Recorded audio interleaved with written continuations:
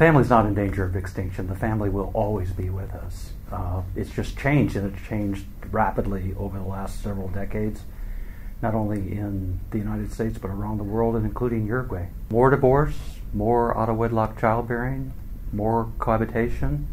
The family is changing in a lot of ways, and it's changing for different parts of society, depending on one's socioeconomic class, level of income, poverty status, and the like. That's different from one country to the next, and it changes over time, and it's different for different groups, including politicians and clergy. The clergy think the family is changing in ways that will never be retrieved, but some people argue that the family is just adapting to the current environment. Others want to go back to the traditional two-parent family with children. So I think the days of the family are probably over, and we're going to have multiple kinds of families over the next generation or two.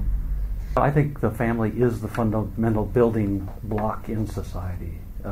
If you don't have strong families, it's going to reverberate throughout the entire population. So the family is an essential social unit that nurtures children, helps them grow up to be productive citizens, and that transition itself will help them become better parents and better partners themselves when they're adults.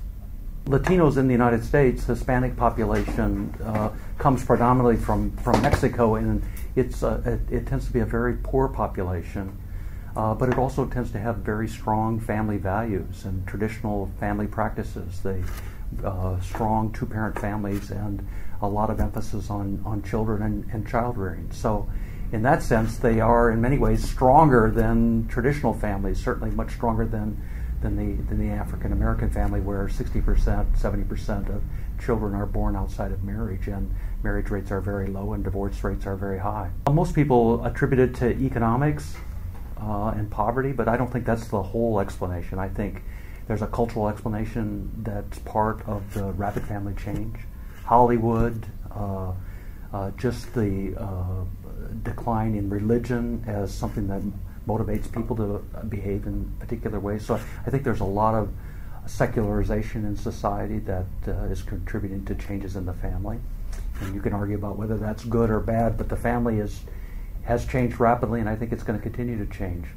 In the United States now, there's probably more interest than ever before in government programs that'll help booster marriage and family life to make it better. The government has started a healthy marriage initiative to support families. Some of it has to do with marriage education, marriage counseling, premarital counseling. Some of it has to do with economic programs to provide an income support for low-income families.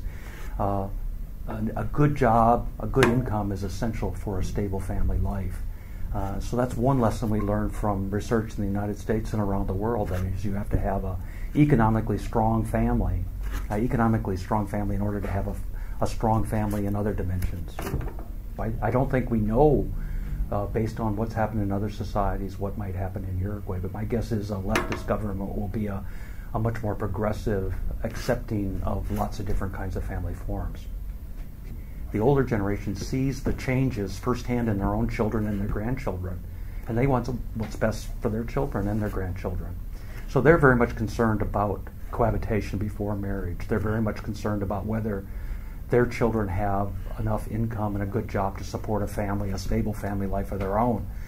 They want healthy grandchildren. So I think it's not just the politicians, and it's not just the clergy. It's everyone. And I think everybody agrees to that. What they don't agree on necessarily is what to do about it. What particular policies might work best to create strong families, or whether we want to encourage all kinds of families, but encourage them all to be strong. And I think that's where a lot of the dividing line is among the different groups.